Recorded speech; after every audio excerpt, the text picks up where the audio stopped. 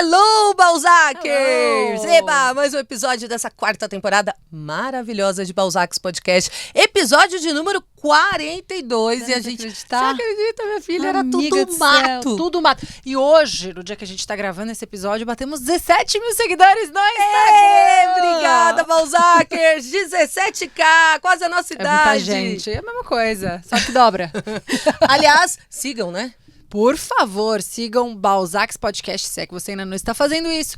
No TikTok também, YouTube, Spotify. Não deixa de curtir o episódio que você está assistindo ou você está escutando. A gente sabe que cada um gosta de fazer de um jeito, mas isso dá uma baita força pra gente, é um incentivo e também para que a gente chegue em outras Balzackers por aí. É, assunto bom. E falando em assunto bom, o assunto de hoje, minhas Balzackers, a gente recebe uma mulher incrível, jornalista, apresentadora, mestre de cerimônias, influenciadora digital, que inspira muitas mulheres, inclusive nós, é claro, já que traz em suas redes uma conversa super necessária sobre beleza real, autoestima, autoconhecimento e todos os altos e baixos da vida feminina depois dos 35/40. Juliana Franceschi, seja bem-vinda, Linda! Gente, que coisa linda! Linda é tu ao vivo. Nossa, olha aqui, ó. Amei! Que coisa mais linda, gente! Você que é linda. Você que Eu é, amei Eli. demais. Olha, a gente tá ensaiando pra ouvir aqui faz um tempo, viu? Foi. Muito honrada com esse convite. Vocês são incríveis. Tô adorando tudo que vocês estão fazendo aqui. São tantos temas importantes, tantos assuntos profundos que a gente traz com leveza aqui, que eu acompanho vocês trazendo com muita leveza, com muita amorosidade. Eu acho que isso que faz muita diferença. Sem dúvida. A gente abraça a mulherada de uma forma sem poda e sem pudor. Ei, tá aqui, e hoje ó. não será diferente. Aquizinho. Maravilhosa. Ô, Ju, obrigada por estar aqui. Vamos saber um pouquinho mais dessa mulher linda. Falei, gente, vocês não têm noção do que é essa mulher ao vivo, tá? Ela é belíssima. Ô, gente, é a luz. E, Ju, você fala com muita naturalidade da sua vida. Eu tenho até um quadro no meu Instagram que eu comecei a compartilhar recentemente, que é na vida real e no Instagram. E eu acho que você é a mulher que traz muito sua vida real. E isso tem conquistado cada vez mais as pessoas, porque a gente quer enxergar as pessoas de verdade, quem elas são. E aí, há um tempo, você fez também a sua transição capilar, mostrou esse processo ali no Instagram com toda essa naturalidade. Foi ali um divisor de águas, uma virada de chave para o seu posicionamento atual hoje no Instagram? Minha filha, eu vou te contar um negócio.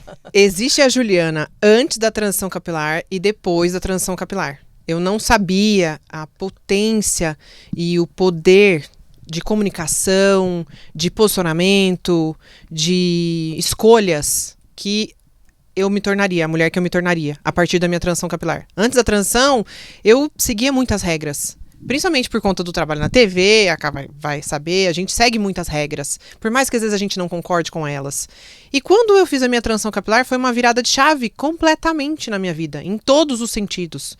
No meu ambiente familiar, no meu ambiente profissional, no meu ambiente de amigos, eu me tornei uma mulher que realmente diz não. Eu aprendi a falar não, eu aprendi a me posicionar em relação a coisas que eu não concordava, sem ter medo do que a outra pessoa ia achar.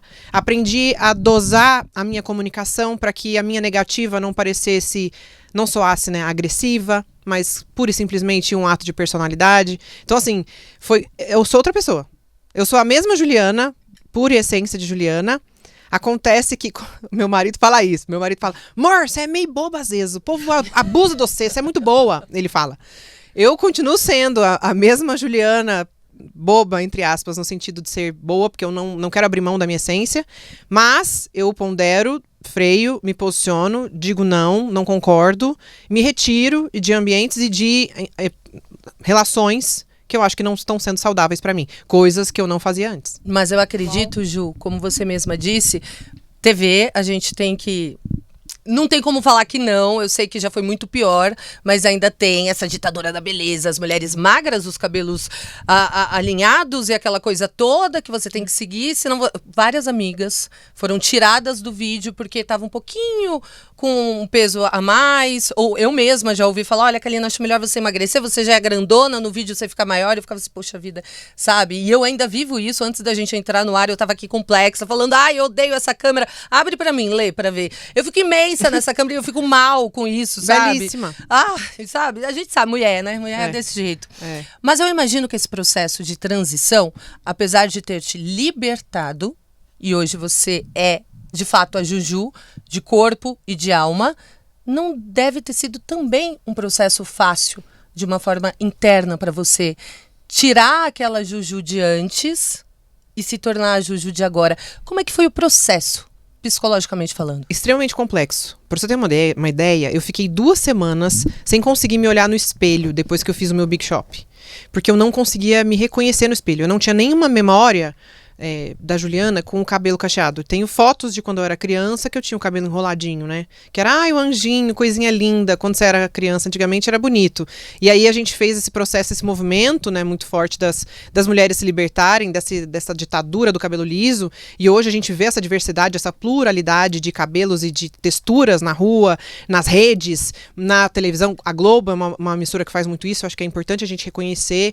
E a gente consegue se sentir representada. A gente consegue se ver nesse movimento. E quando eu fiz a transição, eu não tinha identificação com nada. Porque ao meu redor eu só tinha mulheres pretas, negras, com os seus cabelos naturais. Na minha família, ninguém de cabelo cacheado. Das minhas amigas, até então, nenhuma delas tinha feito transição ainda, das minhas amigas mais próximas. E eu falava, e agora? Como é que vai ser isso? E eu me senti literalmente um bicho feio, assim, um bicho goiaba. Mas você pensou em desistir, alisar de novo em algum momento? Não, a única certeza que eu tinha é que eu não ia alisar porque o meu gatilho foi o lúpus pra fazer a transição capilar. Não foi uma escolha assim que eu falei, livre escolha, farei transição, serei livre. Não foi meu caso.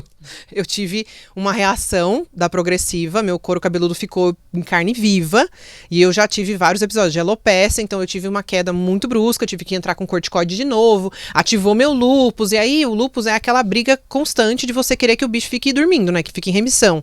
Eu falei, cara, se o meu cabelo tá fazendo isso e eu sei o quanto é desafiador depois colocar esse lobinho pra dormir, eu não vou mais mexer com isso, eu vou raspar a cabeça, seja o que Deus quiser. E aí meu marido falava, amor, você não, imagina, você não sabe o que tá falando. Os meus amigos, imagina, super vaidosa, né, trabalha na televisão, ambiente de gente muito bonita, muito bem arrumada, sempre maquiado, não sei o que, Isso mexe com a autoestima da gente. Eu falei, o quê? Gente, é isso, galera, é isso que eu vou ter pra oferecer. Agora eu vou fazer transição capilar e aí vai ser o que tiver que ser. Então, pra mim, não era uma opção de, vou desistir e voltar a fazer progressiva. Porque se eu desistisse e voltasse a fazer progressiva, eu dava um passo atrás em relação à minha saúde. Eu queria estar bem. Eu queria estar bem e, ao mesmo tempo, eu queria me sentir bonita com o que meu cabelo fosse, como nunca tive, né? Só que foi um processo bem desafiador. Fora piada. Nossa, internet, eu era nova na internet, comecei realmente a produzir conteúdo em 2018, então tinha de tudo. Tinha mulheres que vinham e falavam, me inspiro. E todo dia aquilo. Mas era muito mais bonita lisa. Você tá se enfeiando. Nossa, o que você fez? Nossa, menina, acho que era bom você procurar um psiquiatra. Eram coisas assim nesse sentido. Não basta lidar com as suas inseguranças, você tem que lidar com o que os outros estão ali enchendo sua cabeça de minhoca, que acham, né? Que você deve fazer com você, né? Com você, como se eles te conhecessem. Você começou lá atrás na internet, né, Ju? E foi crescendo. Então, essas suas transições de evolução da personalidade, né? Eu digo que a gente cresce muito com a rede social, porque quando a gente começa, a gente está numa realidade de vida e vai amadurecendo junto com o que a gente mostra ali. Como é que está sendo esse processo? Ou como foi? Ju, lá atrás, foi 2018 que você começou? No Instagram, 2018. No 2018. YouTube eu comecei antes. Eu ainda estava super alisada. Se a gente pega uns vídeos meus do YouTube, você fala, meu Deus, uma criança. Assim, totalmente sendo levada pela onda. Uhum. É nítido, eu não tenho nem vergonha de falar sobre isso. Eu era totalmente levada pela onda. Agora é essa trend que funciona, então vou fazer essa trend que funciona. Agora eu fazia, mesmo já sendo uma mulher madura. Eu fazia o que achava que ia performar, não o que eu achava que era legal.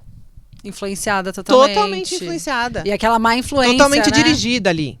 E hoje? Hoje você deve influenciar muitas mulheres com o seu posicionamento no Instagram, você ainda sente que em muitos momentos a onda te leva? Ou você consegue ter pulso firme e falar assim, não, isso não é pra mim, eu não quero me vestir, eu não quero fazer isso, eu não quero entrar na trend que tá rolando agora, porque eu sou a Ju e eu me conheço muito bem. Ou ainda não existem uns deslizes? Não consigo. Eu consigo até adaptar, às vezes, alguma trend, alguma coisa que eu acho que é legal, assim, eu falo, eu vou adaptar isso pro meu conteúdo.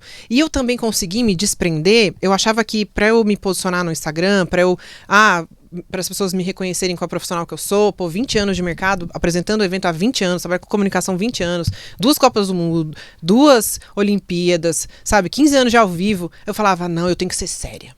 Eu tava nessa noia recente, tenho que ser séria. E eu não sou séria o tempo todo. Eu falo sério, eu tenho os meus pensamentos sérios, eu escrevo os meus textos, mas eu sou uma pessoa leve, divertida, brincalhona, eu sou meio moleca. E eu falava, eu não posso perder isso também nas redes sociais, então eu consigo trazer isso nos meus vídeos, por exemplo, de look, nos meus vídeos de coisas aleatórias lá que eu quero postar, e eu trago os meus pensamentos com mais profundidade nos vídeos das minhas brisas que eu falo, e nos vídeos quando eu quero falar sobre, por exemplo, corpo, lipedema, autoestima, o que eu fiz que transformou a minha visão em relação a mim mesma e as coisas que eu não gosto em mim, mas aprendi a aceitar. Então eu consigo trazer uma mescla, sabe? Mas ainda assim, fica aqui no meu ouvido aquela coisa de, não, acho que se você fosse mais séria, talvez fosse melhor. Hoje é o contrário, sabe? É uma coisa muito... É trazer a sua autenticidade. Mas foi o que você falou, Juju, antes de você se aventurar na internet, no digital, eu te conheci apresentando programas de esportes. A Juju já passou pela Band, Rede TV, SBT, vários lugares. Sempre esporte ou entretenimento, né, Ju? Sim. Sua formação é jornalista. Sim, e advogada. E advogada. Sim. A minha questão é, o que a gente aborda muito aqui em Balzacs Podcast, que eu vivenciei recentemente, que também é a transição de carreira. Então, você tinha uma carreira muito estabelecida no meio televisivo. Sim. E teve um momento que você migrou para a internet e investiu mais como mestre de cerimônia também. Me fala uma coisa, como que foi essa mudança? Foi algo que você já planejava?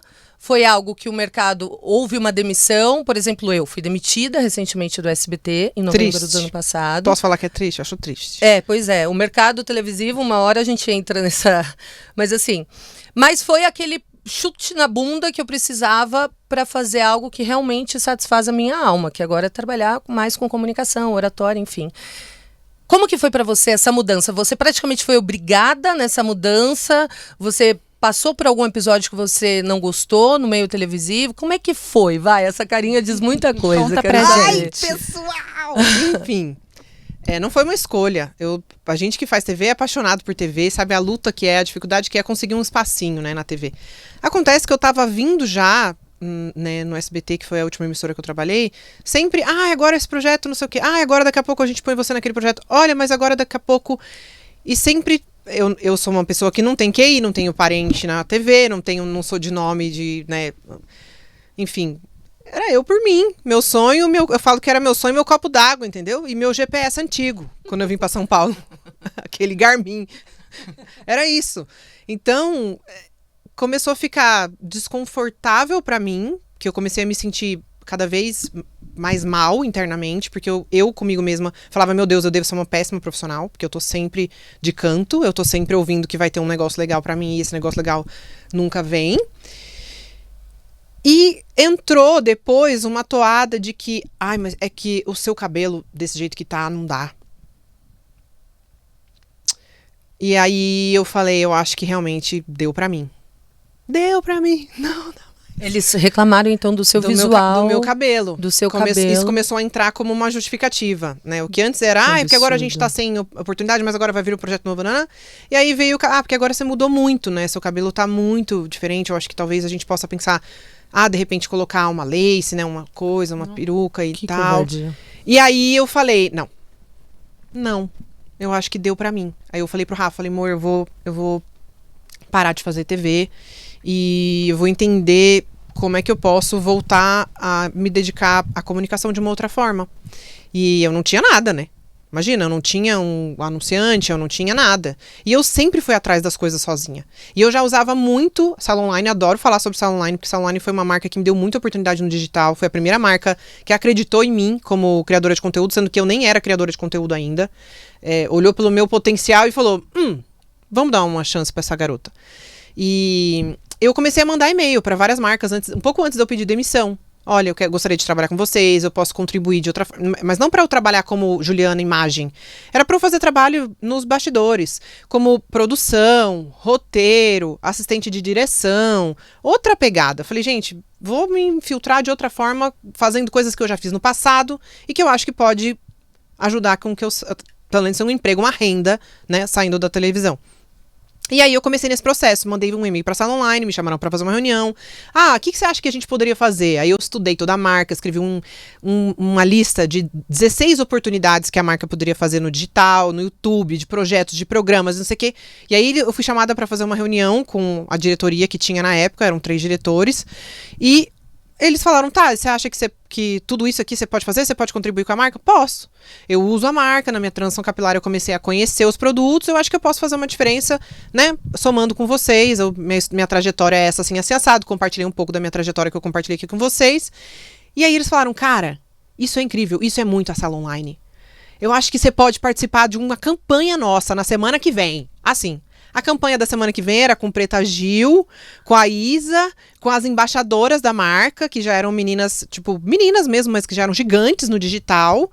Eu cheguei ali, eu falei, cara, meu Deus! E elas ficavam assim pra mim, as meninas, você vai ser embaixadora nova? Você vai ser a nova embaixadora?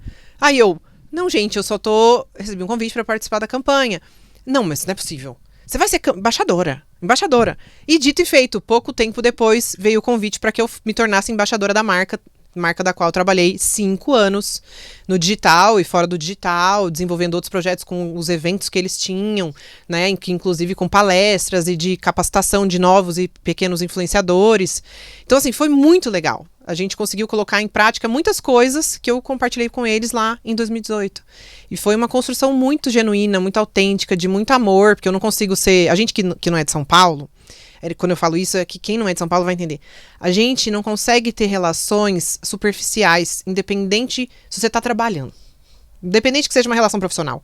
A gente sempre tem uma relação de amor, de amorosidade, de conexão. A gente se entrega de uma forma que talvez seja um lado bom e um lado ruim, que quando finda, a gente sofre. A gente não consegue olhar aquilo só porque é uma relação profissional, faz parte do business. Não, a gente olha com outro olhar, que a gente entrega a alma da gente nas coisas que a gente faz. E talvez isso seja de quem não tá nessa criação. São Paulo tem um outro universo, um outro ar. Quem já nasce e cresce aqui, já cresce e nasce com esse business, com esse negócio dentro do sangue que corre na veia, que você consegue ser mais neutro, não é nem frio, mais neutro em relação às coisas e tocar e levantar a cabeça, seguir em frente, e concorrente, pragmático. Eu não sou assim. Então, quando encerrou meu contrato com o Salon Online também, nossa senhora, menina, eu fiquei tão triste. O povo não podia me perguntar na internet, que eu falava, eu não vou falar desse assunto. Não tô preparada. Não tô preparada. E faz parte, óbvio. Foi um encerramento que foi muito maravilhoso, leve, de agradecimento, de chororô das duas partes. E as meninas, tenho amizades lá até hoje. Então, assim, mas é muito louco, né? E assim, às vezes você fala, às vezes tudo que você precisa é de um pouco de coragem. E a minha vida inteira, tudo que eu fiz até hoje na minha vida foi no meus 5 segundos de coragem. Eu só vim pra São Paulo quando eu mandei CD pra tudo que era lugar pra poder fazer teste na televisão. Só vim porque o cara me chamou pra fazer o teste na Rede TV. Eu vim nos 5 segundos de coragem. Falei, eu vou lá fazer o teste, mãe, vamos comigo que eu não vou sozinha, porque se for mandar deitar, eu não deito. Era assim, entendeu? E aí, tudo foi nos 5 segundos de coragem. Saí da casa dos meus pais também quando eu não me entendia mais com meu pai, porque não queria mais também seguir ordem. 5 segundos de coragem, vou sair. Tinha alguma coisa? Não tinha nada. Tinha um par de calcinha, uma escova de dente, uma mochila e um colchão. Entendeu? Mas 5 segundos de coragem, estamos aqui. Então, Salon Online também foi uma prova disso. E eu comecei a entender, amiga, que quando eu tava pra fora, eu falei, eu sempre fiz evento. Eu comecei a fazer evento antes de fazer televisão, pra você ter noção. Meu primeiro evento com Mestre Cerimônias, eu tinha 18 anos. 18 para 19 anos. Fiz 20 anos de evento ano passado. Eu falei, cara, eu tenho que fazer mais evento. Evento é o que eu mais gosto de fazer. Eu gosto de palco. Eu gosto de estar ali com aquele público, de interagir, de, sabe, ver como é que vai a questão da sensação das emoções. E aí eu falei, eu preciso começar a mostrar mais pro mundo isso também nas redes sociais. Que antes, olha pra você ver, antes eu tinha vergonha. Eu achava que isso ia me desmerecer de alguma forma. Olha que loucura a cabeça da gente. E hoje eu gosto de mostrar. Mas não é que, tô me amostrando, não. Tá se exibindo. Não. Eu gosto de mostrar o que 20 anos de experiência me trouxeram, de apresentar com leveza, de fazer com prazer, de fazer com amor e me dedicar para as marcas que me contratam com toda essa amorosidade que eu tenho dentro do meu coração. Independente se para algumas marcas é só uma relação profissional, isso é sobre elas, não é sobre mim. Isso também mudou na minha cabeça. Então é uma brisa muito louca. Você acha que isso... Você tá rindo, né? Eu tô rindo aqui, uma brisa louca. Eu tô querendo entender mais Uma dessa brisa. muito louca. 5 segundos de coragem, brisa. 5 segundos de coragem. E essa brisa hoje, em cima do palco? Porque você já tá inserida aqui no... Eu sou paulistana, nasci aqui em São Paulo, sou do fervo de São Paulo, mas também sou bem emotiva, tá? Quando eu tô pegada ali com uma marca e eventualmente o contrato acaba, eu fico mal também, porque meu ascendente e minha lua são em câncer. Ai, o meu também! Meu Deus! Qual o seu signo? Eu sou gêmeos, o resto é tudo câncer, minha filha. Tá. Eu sou sagitário também, comunicação. A gente é tudo ou nada, né? É tudo ou nada. Eu sou muito intensa pra tudo. Nossa, é difícil equilibrar. É, Mas... então... A minha psicóloga que diga. Ela ri da sua cara, porque a minha às vezes ela dá uma cisada e fala assim, que foi? Ah, não, você é muito engraçada, não, porque é isso. Agora, vamos lá, eu ia falar de trabalho, mas me puxou um outro lado aqui. Você me falou que tá junto do seu marido, namorado, vocês são casados? Marido. Há 20 anos. 18, vai fazer esse ano. Quase 20. Quase 20, é. Atingiu já a maturidade, já. É. Menina, eu falo que se a gente tivesse um filho, já tá tirando carta. Já tô tirando carta. Como você lida com essa intensidade emocional toda? 18 anos, a gente sabe que é um desafio. Delícia. Eu acho que todo mundo que ama, que tá com alguém, quer atingir uma maioridade igual a sua. Mas como vocês fazem para lidar com todos esses altos e baixos que envolvem carreira, saúde, a vida a dois, as questões individuais de cada um? O que você faz, Ju, pessoa física, pra... Não é só uma coisa, obviamente, mas como você lida com o relacionamento para fazer ele ser tão duradouro? Olha, eu não sei te responder essa pergunta, sabia? De verdade, assim. Eu não sei o que eu faço. Você sabe uma coisa? Eu acredito, mas aí sou eu, né? Eu não acredito em relações descartáveis. Eu acho que quando existe amor, quando existe verdade, não só na relação de homem e mulher, mas em relações de amizade, não existe tempo de validade. Porque numa relação de amizade, principalmente também, você vai conhecer os defeitos, as qualidades, vai ter dia que seu amigo pode ser meio desaforado com você, mas não existe uma cobrança de presença. Até porque tem amigos meus que eu vejo ou converso 2 vezes por ano, que são meus amigos de infância, e é como se a gente não tivesse falado ontem. Quando a Ká me chamou, era como se eu não tivesse falado com ela ontem no corredor da TV. Pra mim não tem esse prazo de validade, essa barreira que muitas pessoas colocam. Então, primeiro eu acredito nisso, que todo mundo tem defeito. Eu tenho consciência de que eu não sou perfeita, nem tenho pretensão de ser. Então, assim, tem dia que eu sou muito chata. Tem dia que às vezes eu tô sem paciência, eu posso responder de uma forma mais seca, mais ríspida, mais grosseira. Mas ao mesmo tempo, quando eu faço isso, eu sei reconhecer que eu pesei ali e sei falar, desculpa, tava meio na minha mão automático aqui, não queria ter te tratado mal. Eu sei reconhecer, eu acho que a chave é essa, você reconhecer que você não é perfeito e você perder o medo e a vergonha de pedir perdão. Difícil às vezes. Difícil, óbvio. Difícil descer de salto. Não, óbvio que é muito difícil, mas assim, é o que faz a grande diferença nas relações humanas, sabe? E isso vai te mostrar com quem você vai estar até o tempo que você tiver nesse mundo, por exemplo. Independente de ser uma relação de amor. Sim, eu acredito que essa questão aí da cumplicidade que você está falando, respeitar um espaço um do outro. A gente tem muito isso. Rafa já me conhece. Eu sou super comunicativa, super social, mas a minha bateria social, quando ela acaba, desligou, eu preciso, me deixe quieta. Não quero ver tela, não quero ouvir música. Eu quero ficar ali, introspectiva. Às vezes eu quero só ler um negocinho de um livro, meus cachorros, e é isso. Me dê um pouquinho ali que eu vou recarregar minha bateria e eu volto. Eu volto bem. Sabe? E entender os limites também faz parte do processo de trazer de uma forma muito poderosa para que as relações se tornem duradouras. Porque quando a gente não entende o nosso limite, você passa por cima do que tá te fazendo mal, do que tá te incomodando, e às vezes não é nem o outro que tá te incomodando, é você com você mesma. Você tá de TPM, tá chata, você não quer nada, tá bom. Então, assim, não é o outro, é a gente. E mulher tem muito isso. Nós temos várias fases cíclicas num mês com hormônios. E poucos a gente fala sobre isso, né? Tipo, ai, a menstruação. Não vem com essa conversinha de que é menstruação, não. Entendeu? E não é só quando não a é menstruação só a desce. menstruação. São várias fases. São É vários fase meses menstrual, fase folicular, fase, entendeu? Lútea. É toda uma. E tudo isso tem alteração hormonal. Mas essa questão de relacionamento, ela é complexa, porque foi o que eu disse antes da gente entrar no ar, que quem casou, casou. Agora, Nossa. quem tá solteiro atualmente, o caso Kalininha ainda, desde o início desse Balzacs Podcast, inclusive. Mas já tá Amiga, chateada essa vida. vamos pensar positivo, entendeu? Não, é aquela coisa, tá? Solteira assim, sozinha nunca. Mas eu quero ter alguém para chamar de meu também. Mas enfim, vamos aí na luta tentando, porque é o que a gente estava falando. Eu acredito que hoje tem muita gente disponível, pouca gente disposta a passar perrengue, a aceitar o defeito, a aceitar as dores. Você tá com Rafa, né? É. Há 18 anos. E vocês já passaram por várias coisas juntas. Muito perrengue. E algumas dessas coisas que a gente entra em Balzacs, eu te sigo há muitos anos. Nós nos conhecemos há muitos anos. E a Ju, gente, ela relata nas redes sociais a vida real, as dores reais. Quem ela é, o que acontece. Questão psicológica, questão de saúde, saúde física, saúde mental.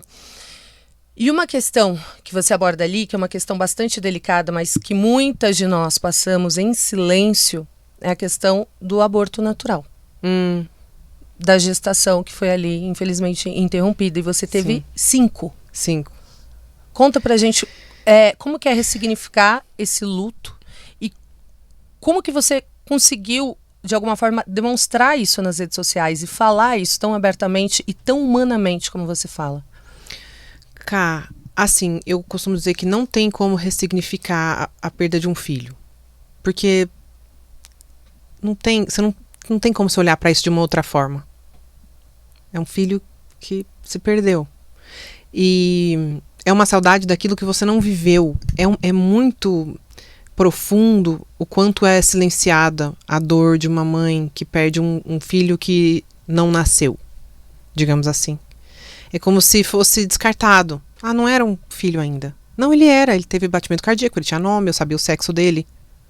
Então, assim, é muito desafiador todos os dias você pensar, poxa, se meu filho estivesse aqui, hoje eu ia ter um filho de quase 4, outro de 3, outro de 2. Eu ia ter uma escadinha na minha casa. Aí a gente pensa, mas será que se eu tivesse perdido o primeiro, eu teria todos esses filhos? Será que eu tenho capacidade de continuar tentando? Será que realmente ser mãe é pra mim? São perguntas que eu me faço no meu cotidiano, no meu dia a dia. E o que eu olho para tudo isso e penso, e comecei a conseguir falar melhor, não digo que eu falo muito ainda nas redes, mas eu consegui falar melhor nas redes sociais, foi entender que a dor falada vira cura. Quanto mais eu falo, mais fica, não é ressignificado, fica diluído. Mais fica diluído, né? Então, assim, mais vai ficando tranquilo de comunicar sem sentir dor, sem acessar a dor que eu senti no momento, sabe assim? E o quanto é importante a gente falar sobre temas assim e entender que tem mulheres que passam por isso com uma frequência enorme, e a ignorância do conhecimento, a ignorância do tema, a vergonha de dizer, olha, isso aconteceu comigo, e a gente se sentir incapaz. É como se a gente não tivesse a capacidade de fazer a única coisa que a sociedade acredita que você veio para fazer no mundo. Você tá com uma chancela de imprestável. É isso, você não presta nem para isso, vai prestar para quê? E aí, eu comecei a entender que muitas outras mulheres também passam por isso, caladas, e impacta muito nos relacionamentos, porque o homem também sofre. E ele sofre pela mulher, e sofre por ele, e sofre por também não assumir, não dizer e não compartilhar em outros lugares, sabe? Por vergonha, por sensação de fraqueza, enfim. Então, quanto mais a gente fala, mais a gente consegue diluir a dor, mas eu não cheguei no ponto ainda de ser capaz de ressignificar. O Dia das Mães pra mim é muito difícil. O mês de maio, que é o mês do meu aniversário, eu falo que é o mês mais desafiador pra mim. Mês de março, que é aniversário do Bento. Então, todo dia 15 eu sofro muito. E porque o Bento foi o que fiquei mais tempo, né? Quase 16 semanas. Então, 5 meses. E já sabia sexo, já tinha nome. Então, assim, foi o meu primeiro filho, que até hoje, nas minhas orações, eu converso com ele. Então, assim, ele tem nome, ele existe. Então, é muito desafiador e é um assunto muito importante. Porque tem várias questões de saúde que eu não sabia que existiam, que podem acontecer com uma mulher quando ela está tentando engravidar. Eu tenho trombofilia, eu não sabia. Eu fui descobrir no ano passado. Eu tenho baixa reserva, eu fui entender o que era baixa reserva agora, depois de tanto estudar esse tipo de assunto. Antimileriano. O que é um antimileriano? Porque qual a importância desse exame, sabe? E tantas outras coisas que eu fui entendendo nesse universo, conversando com outras mulheres que também achavam que engravidar era só namorar. Pra mim era um medo. Não posso ser grávida na adolescência. Era isso pra mim. Eu falei, meu Deus, eu vou ser grávida jovem. Eu sou uma adolescente. Como eu vou ficar grávida? E não é tão simples assim. Não é simplesmente namorar e engravidar. E tem prazo, os médicos têm prazos. Se você até 35 anos, em 6 meses, você namora e não engravida, você tem que fazer exames de investigação. Em um ano, né? Depois dos 35 anos, 6 meses de relação, você namora, você não engravida, isso tem que ser estudado. Então, até os 35, 1 ano. Depois dos 35, 6 meses. E aí a maioria dos médicos, eles só estudam casos depois que você já perdeu. Você perdeu 2 vezes? Agora vamos pedir uns exames aqui para você fazer. Por que não é feito um outro tipo de protocolo? E agora, eu acho que por essa quebra de medo mesmo das mulheres, e com tantos casos que estão acontecendo ao nosso universo, com recorrência de mulheres que estão perdendo gestações com 8 meses, 9 meses, eles deveriam rever isso. Vamos fazer um protocolo de estudo quando uma mulher chega quando um casal chega para um médico e fala, olha, a gente quer engravidar, a gente decidiu que a gente quer ser mãe e ser pai. Vamos fazer um protocolo? Vamos pesquisar. Pesquisa trombofilia, pesquisa como é que tá a fragmentação de DNA desse homem, como é que tá essa questão desse espermograma. Pesquisa essa mulher, como é que tá a trompa dela, se as trompas dela estão saudáveis. Pesquisa se ela tem uma endometrite, se ela tem uma endometriose, se ela tem algum outro tipo de questão relacionada ao endométrio. Já faz essa pesquisa antes, já resolve antes. Não espera esse casal tentar, perder, se lascar, ficar com um trauma enorme, para depois de 2 ou 3 perdas você estudar o caso de um caso como esse, entendeu?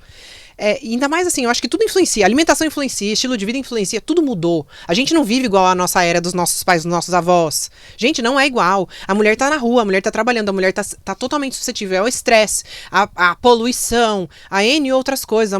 A gente virou um ser que a gente batalhou por isso.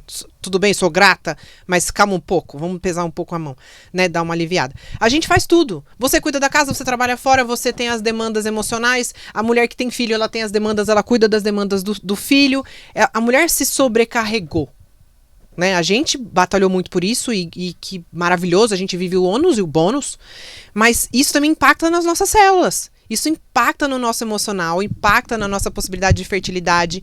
Isso também tem que ser visto, sabe? Tem que ser reavaliado. E na minha época, 10 anos atrás, ninguém falava de doação de óvulo, de congelamento de óvulos, de não sei o quê. Hoje eu entendo o que é uma mulher que engravidou com doação de óvulos. Hoje eu entendo a diferença que teria feito se eu tivesse ido lá, feito uma doação de óvulos, eu não teria custeado meu tratamento. Porque há 10 anos atrás, o impacto pra mim seria financeiro. Como que eu vou pagar 20, 30 conto pra fazer um congelamento de óvulos?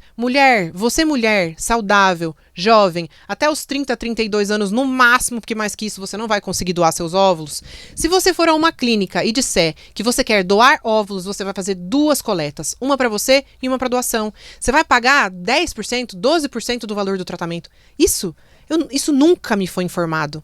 Isso pode mudar muito o futuro das mulheres que querem gestar com 40, 45, 50 anos e das mulheres que querem preservar a fertilidade. Se eu soubesse disso, eu teria feito. Mas eu não soube dessa informação. Então, tudo eu acho que é um compilado de coisas, assim. E eu acho que a internet, isso que vocês fazem aqui, essa responsabilidade de trazer com generosidade mesmo as informações que a gente sabe, ninguém perde nada por saber um pouquinho a mais. E ninguém nunca vai saber tudo. Então, a gente sempre tá aqui para aprender. Independente com quem a gente esteja conversando. Essa generosidade, dessa troca, né? amorosa que a gente consegue fazer na internet muda possibilidades. Muda. Sem dúvida, Juju. E aí depois. As meninas, de meu tudo Deus, isso, eu falo tudo muito, aqui, gente, né? desculpa. Imagina, de forma alguma, a gente tá... A gente tá sempre aprendendo aqui com vocês, convidadas. E depois de todo esse processo que você passou, como é que tá esse coração do casal? Vocês querem continuar tentando a maternidade? Segue sendo um sonho? Segue sendo um sonho. Eu fiz 40 agora, né? Então, como eu comentei, eu tenho baixa reserva. Meu antimileriano está em 0,4, 0,48, um negócio assim. 0,4, ou seja, não passei na prova. A nota tá baixa. Mas eu tenho folículos ainda, então eu super cuido da questão da suplementação, da alimentação, exercício físico, água, pá. E o nosso sonho, o sonho do Rafa é ser pai, meu sonho é ser mãe. Durante muito tempo a gente teve muita dificuldade dessa questão de ver... fulano engravidou. A gente ficava triste. Não triste pela pessoa, ficava triste pela gente. A gente ficava feliz pela pessoa, mas a gente ficava murcho. Hoje a gente já não tem mais isso. A gente fica muito feliz porque sabe o quanto é difícil. Isso a gente conseguiu ressignificar. E aí a pessoa fala, tamo grávida. Fala, graças a Deus. Ai, meu Deus, ainda bem que não demorou, né, amor? Pelo amor de Deus. Já sabe se é menino ou menina? É uma alegria. A gente fica muito feliz, assim. E a gente teve uma conversa muito importante agora, depois da última gravidez química, que foi em abril. E eu até fiz uma cirurgia, porque eu pedi pra fazer uma cirurgia pra efetivamente saber se eu tenho ainda a possibilidade de gestar.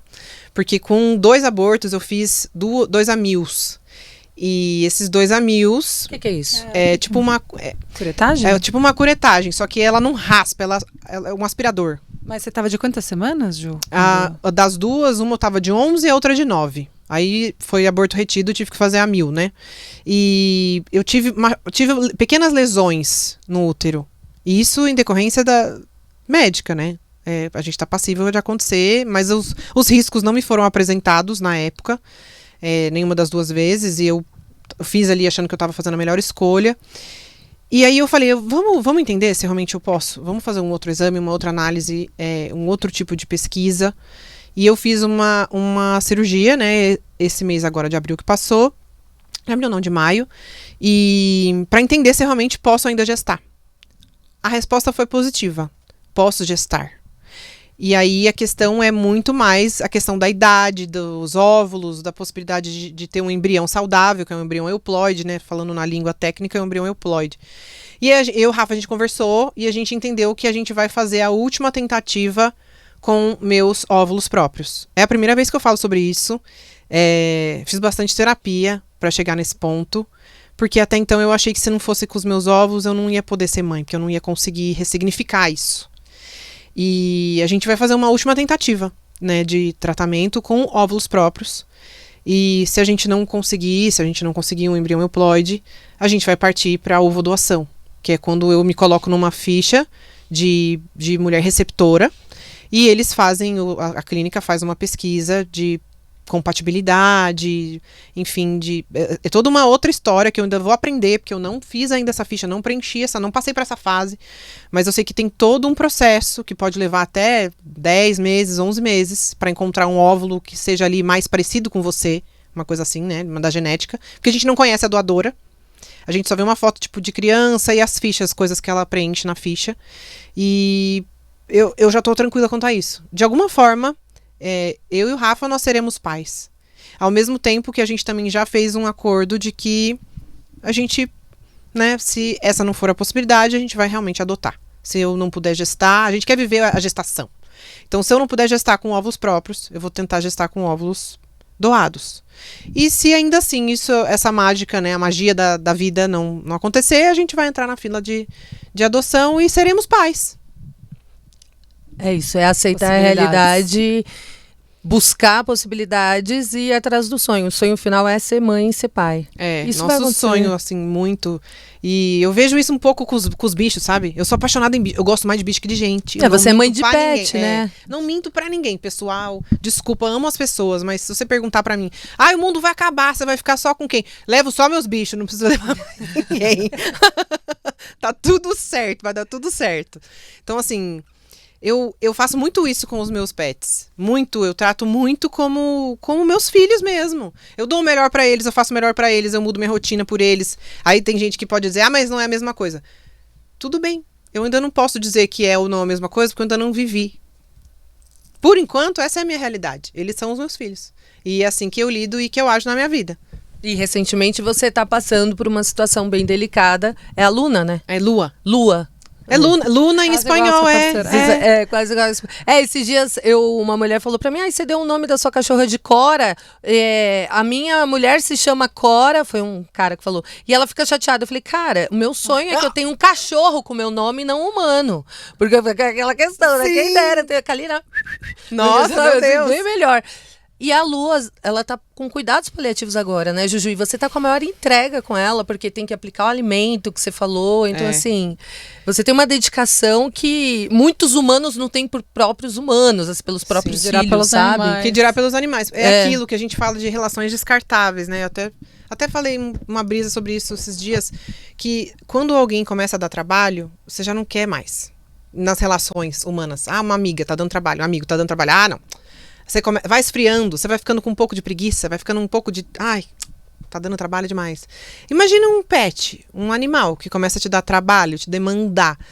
A maioria deles são abandonados. Esse ano eu resgatei da rua um gatinho de 13 anos que foi abandonado por um casal que se separou e largaram ele na rua.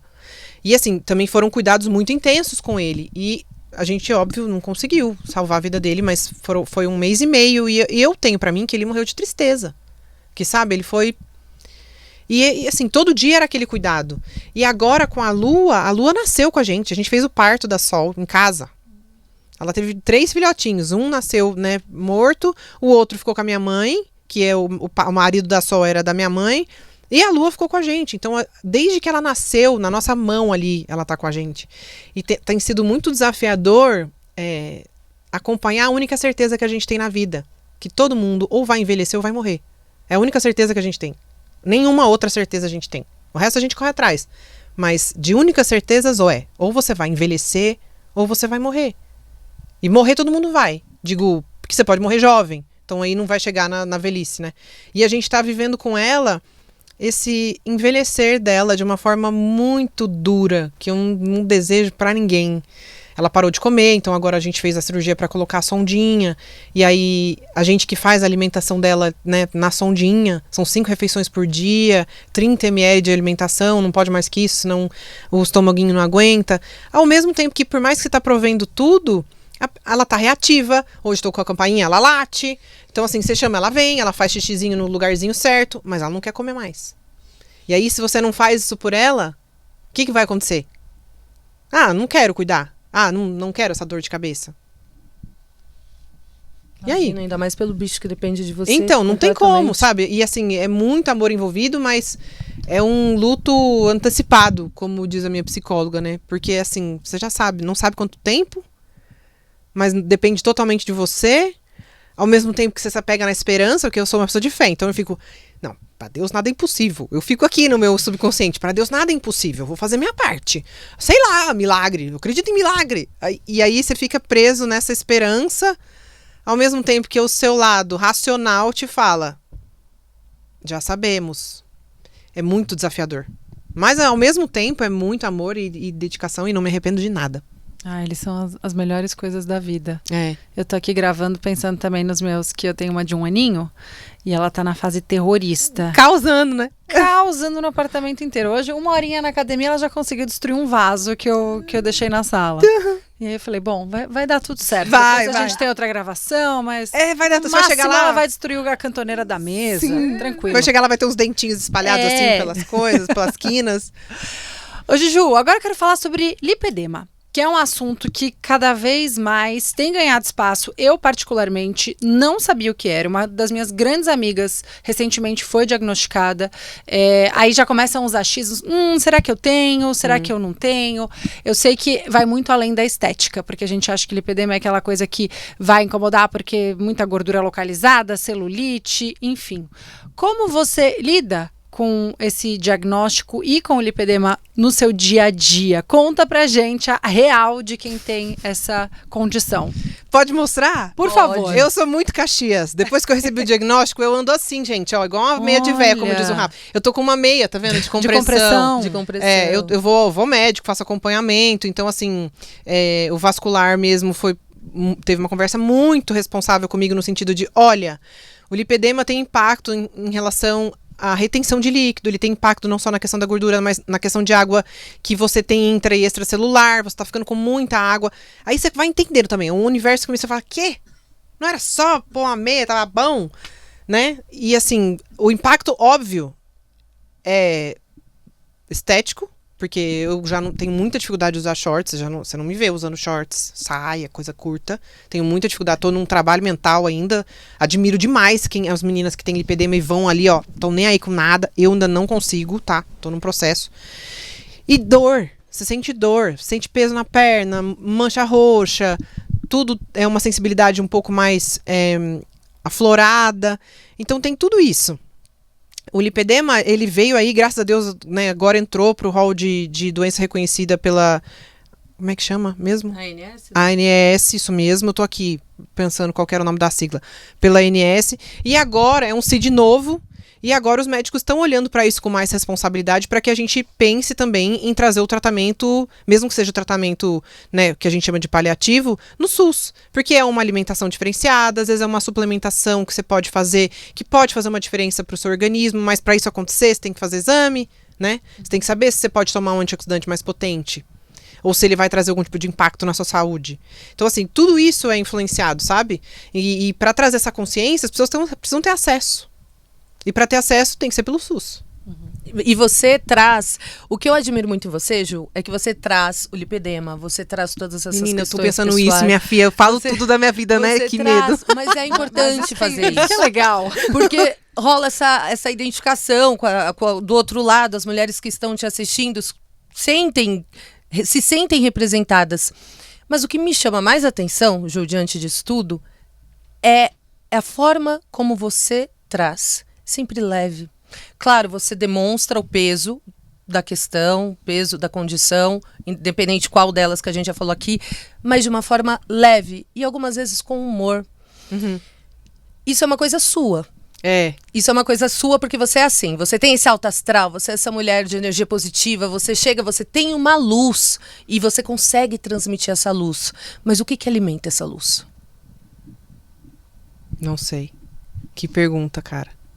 Que pergunta forte. Você sabe que eu nunca pensei nisso? Eu acho que é a vida. Eu acho que é a vida. Eu amo viver, eu tenho muita fé, eu sou completamente movida pela fé. Tanto é que às vezes as pessoas me perguntam as coisas, eu falo, eu não questiono as coisas que acontecem na minha vida, eu não questiono Deus. Eu acho que se tudo tá acontecendo na minha vida, talvez por algum propósito, talvez para que eu aprenda algo, talvez para que eu possa levar isso de outra forma para alguém que eu encontrar na rua e que vai me trazer uma bagagem para apoiar essa outra pessoa que cruzar meu caminho. Eu sou completamente movida pela fé e pela coragem. Então, assim, eu consigo sentir, ressignificar e ressurgir a partir das coisas que vão acontecendo comigo. E eu consigo fazer isso, eu acho até que de uma forma muito rápida, porque o lúpus me trouxe muita resiliência. Eu era muito nova e, né, enfim, entrei em depressão quando eu recebi o diagnóstico. E eu achei que eu fosse morrer mesmo. Então, assim, o lúpus me trouxe muito isso, de se depender de mim, eu vou fazer o que está ao meu alcance e tudo que for possível. Depende de mim, eu estou fazendo. Agora, no que não depende de mim, né, aceitar, ressignificar e reconstruir algo em cima que possa ser reconstruído a partir do que tá vivendo. Então eu acho que é muito fé, amiga. É fé e eu amo a vida. Eu acho que a vida presta.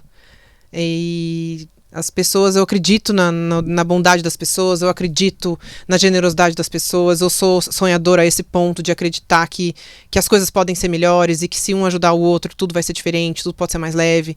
Então eu sou essa pessoa que para quem me procura, para quem tá comigo, eu vou estar sempre disposta, eu tô sempre disposta. Se eu não puder, e eu vou ser sincera também, de uma forma muito generosa, para tentar recolocar as coisas de alguma maneira positiva no lugar. Mas eu acho que é isso que faz as coisas irem fluindo, sabe? Dá pra sentir muito, Ju. Você tem realmente uma energia muito gostosa, é um papo leve. E o que a gente pode esperar da Ju aí para esse restinho de ano? Quais são os projetos? O que a gente pode esperar será que de eu posso ti? falar? Eu não falei pra ninguém ainda também. Tô falando Fale tudo pela aqui, primeira galera. vez. Nossa, vocês estão com várias exclusiva na coisas. tela, Lelê. Gente do céu. Ó, bom, a Ká acompanhou o processo de transição capilar, sabe o quanto me apaixonei pelo esse mercado de beleza, pela questão do cabelo natural. Então, desde 2018 comecei a estudar tudo isso, os ativos, os produtos, as possibilidades, o mercado em si, a questão da inclusão, a questão do pertencimento. E eu e uma das minhas melhores amigas, a gente está colocando em existência, né, uma empresa nova, e que a gente vai trazer um produto específico para cabelo cacheado crespo. Olha que demais, Vem Balzac. novidades por aí. Vem aí, hein? Que legal, Que legal, Ju. E Então é vai ser muito uma de linha de gente. Foram aqueles 5 muito minutos de gente. coragem? 5 minutos de coragem. De doideira. 5 minutos de coragem. Falei, hoje eu vou mexer com isso aqui. Vou empreender. Aí eu comecei a correr atrás, estudar. E eu fui entender que para você desenvolver um produto, você precisa de uma química. E eu fui conversar com um monte de química. Eu fui entender o que era isso, fábrica, textura, não sei o quê, ativo, o que é isso, o que isso influencia, isso aqui faz bem, isso aqui faz mal, isso aqui pode, criança não pode. Assim, mergulhei de cabeça, assim, completamente. Desde 2018 mesmo. E nos últimos 3 anos eu tô com isso vindo a passos possíveis, né? Porque empreender e colocar um trem, né, desse porte em existência, ou você tem um investidor muito grande, ou você guardou muito dinheiro para conseguir fazer isso, né? Então, assim, a gente está dando os passos de acordo com as nossas pernas, mas nós já temos, né, muita coisa consolidada em relação ao produto. O produto, inclusive, foram vários protótipos, o produto já está pronto, a fórmula já foi desenvolvida. Sensacional. Então, assim, agora a gente está na fase de entender onde vai ser fabricado, qual fábrica é possível. A gente já tem toda a comunicação visual da marca, isso tudo já foi definido. Então, assim, um passinho de cada vez a gente fala, sabe? Assim que lançar, assim que avisem vai as longe. Balzacers. Ai, nossa, por muita favor, honra, você gente, vem com aqui muita mostrar honra, pra muito gente. orgulho. Nossa Senhora. Ju, obrigada pelo papo. Foi Chegamos muito ao bom. final deste episódio. Passa rápido, episódio né? gostoso. Menina, Passa passou muito rápido. Passou voando, porque o papo é vocês são gostoso. tão lindas. Papo bom, papo leve. Papo não só Sincero. leve, como agrega também, né? É, muito Lulu, sincero. certamente Putz. agregou na vida. Balzacers, eu acho que vocês gostaram. Eu Com tenho certeza. certeza. Juju Francesca. Obrigada. Ai, muito obrigada, meninas. Vocês são Delícia. lindas. Vida longa ao Balzacs. Amei, Obrigada. Balzac Vida Podcast. longa. Vida Você longa. também. A gente recebe daqui umas temporadas, você volta aqui com produto e todas Não, a as gente vai novidades da vindo. sua Gente, vida. deu certo, tô grávida. Vamos anunciar. É A isso. gente vai fazendo. Gente, nasceu o produto. Vamos anunciar. Vamos a gente vai voltar fazer. pra cá. Eu Balzac, falei várias vão coisas acompanhar. aqui, né? Eu contei muitas coisas aqui, enfim, assim, pra quem nos acompanhou até agora, né? Que a gente possa ter levado um pouco de esperança, um pouco de conhecimento, um pouco de acolhimento. Essa é a nossa maior intenção sempre que a gente se comunica, é deixar um pouquinho. Legado, eu acho, pra mim é isso, sabe? É deixar um pouquinho de você em qualquer pessoa que cruza seu caminho e que vai reverberar na vida de outras pessoas de uma forma positiva. Então eu acho que a gente possa ter deixado aqui um pouquinho do nosso legado. Certamente Gerando você marcou. transformações. Marcamos mais um episódio maravilhoso de Balzacs Podcast, dessa vez Bom. com a Juju. Sim. Obrigada mais uma vez. Balzacers, obrigada pela companhia. A gente vê Quinta-feira no que próximo vem episódio. a gente tá de volta com um episódio muito bom. Na próxima quinta vai ser especial Ih, Dias vai pegar Namorados. fogo! Vocês fiquem de olho. Inclusive, já envia esse link. Fala assim, começa a seguir Balzacs Podcast, amiga solteira que tá namorando pro marido, pro namorado ou pra namorada. O negócio vai Não esquentar perca. aqui, hein, Balzacer? Beijo! Até semana que vem.